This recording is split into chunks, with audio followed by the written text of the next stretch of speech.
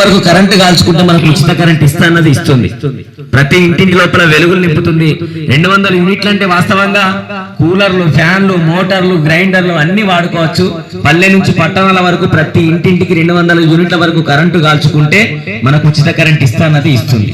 అలాగే 500 రూపాయలకి cylinder, subsidy cylinder 500 రూపాయలకి సిలిండర్ ఇస్తానది ఇస్తుంది.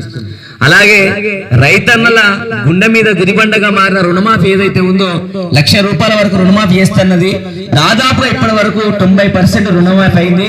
ఇంకా 10% కాని వాళ్ళు ఉన్నారు. కాని వాళ్ళు ఎవరైతే ఉన్నారో ఖచ్చితంగా ఎంపీడీఓ ఆఫీసులో కానీ బ్యాంక్ అధికారిని తెలుసుకొని మరి రుణమాఫీ ఎందుకు కాలేదు, దేనికోసం కాలేదు, మన వివరాలు కరెక్ట్ ఉన్నాయా లేదా మాత్రం దయచేసి తెలుసుకోవాలి.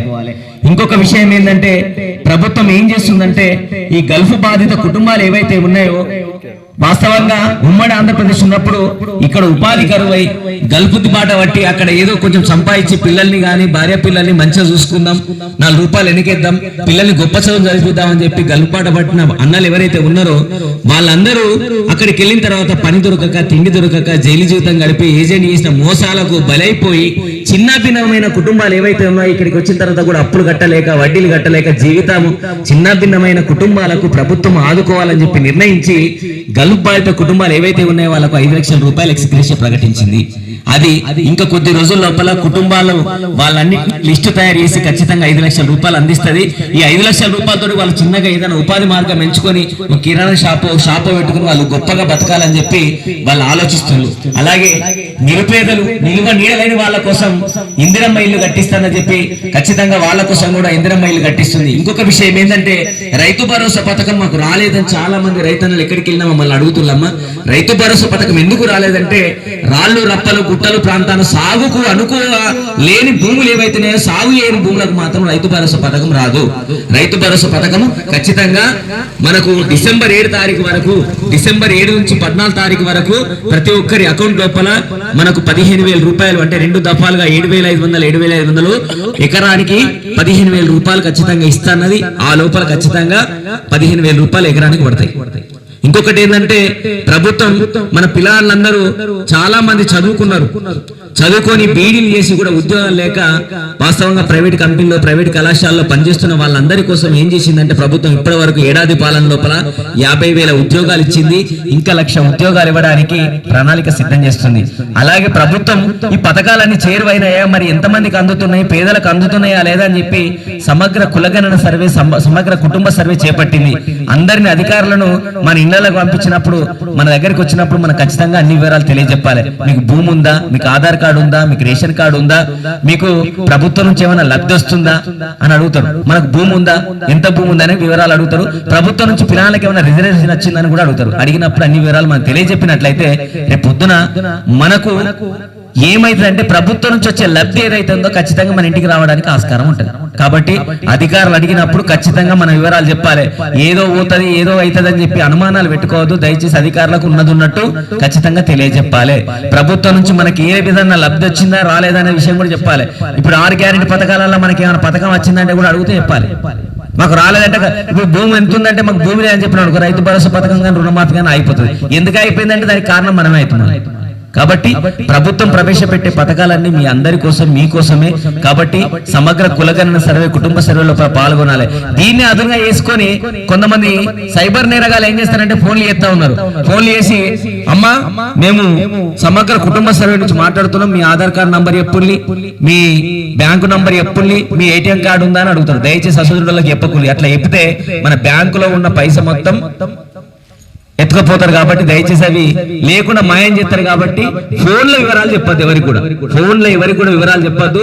ఓన్లీ అధికారులు మన ఇంటికి వచ్చినప్పుడు మాత్రమే మన వివరాలు తెలియజేయాలి. ఖచ్చితంగా సమగ్ర కులగణన సర్వేలో పాల్గొనాలి.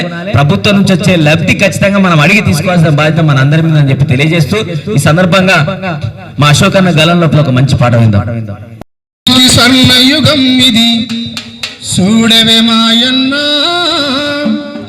సంతోషాలను వంచందుకు కదిలను సరుకారోయన్నా,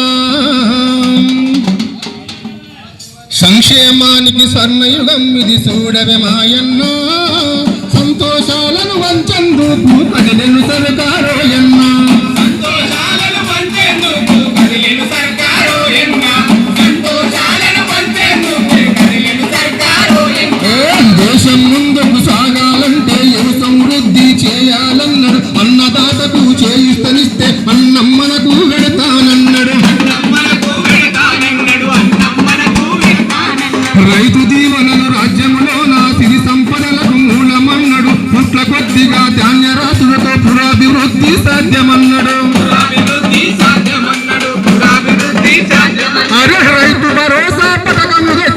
ఆదుకుంటాడమ్మో రైతులా రైతు భరోసా పథకము తెచ్చి ఆదుకుంటాడమ్మో రైతులా అమ్మలారో ఎక్కల్లారా కూలి తల్లులారో నాయనా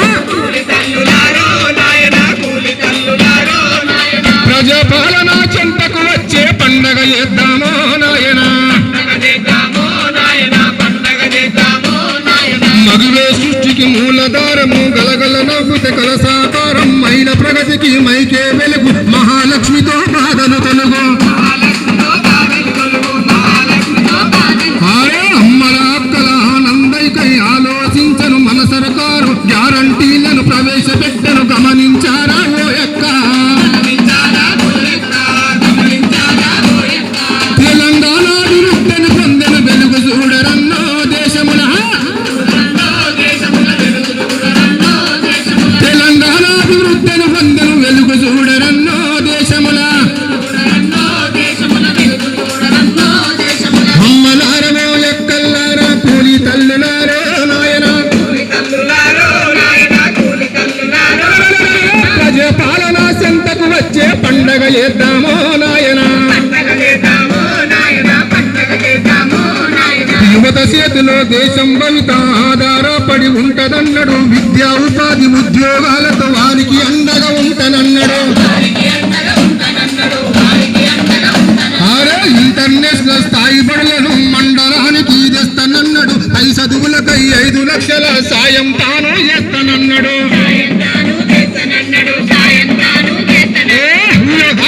యువ వికాసము పథకంతోటి భరోసానిచ్చిండో యువతకు యువ వికాసము పేరుతోని భరోసానిచ్చిండో యువతకు మాజీ ప్రధాని ఇందిరమ్మను మధ్యలో తిరంగా తలుసుకున్నాడు పేదల కోసం ప్రతి ఊరులో పక్క ఇల్లు ఇస్తానన్నాడు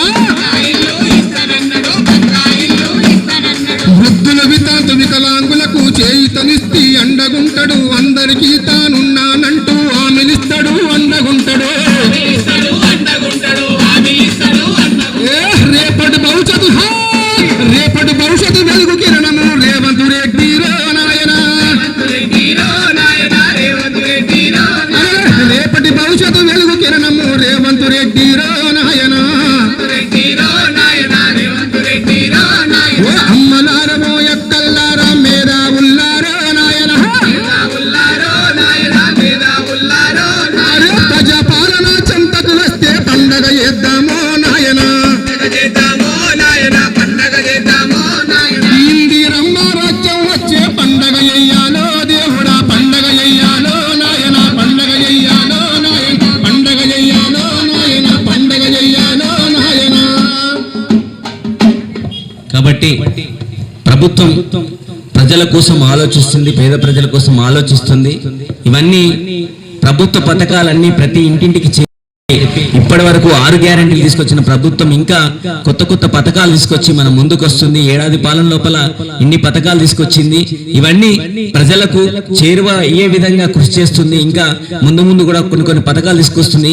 ఆ పథకాలన్నీ మనకు ఆమోదయోగ్యంగా ఉండే విధంగా, మనందరికీ ఉపయోగకరంగా ఉండే విధంగా పథకాలు అని చెప్పి మన అందరికీ తీసుకొస్తామని చెప్పి తెలియజేస్తూ ఈ సందర్భంగా ఈ కార్యక్రమం ఇక్కడ నిర్వహించడానికి సహకరించిన మన పంచాయతీ సెక్రటరీ గారికి, పంచాయతీ సిబ్బందికి మరియు ఏఎన్ఎంలకు, ఆశా వర్కర్లకు, తల్లులందరికీ, విన్న మీ అందరికీ, రైతన్నలకు, అన్నలకు ప్రతి ఒక్కరికి పేరు పేరున కృతజ్ఞతలు తెలుపుతూ ముగిస్తున్నాం. థ్యాంక్ యూ, ధన్యవాదాలు.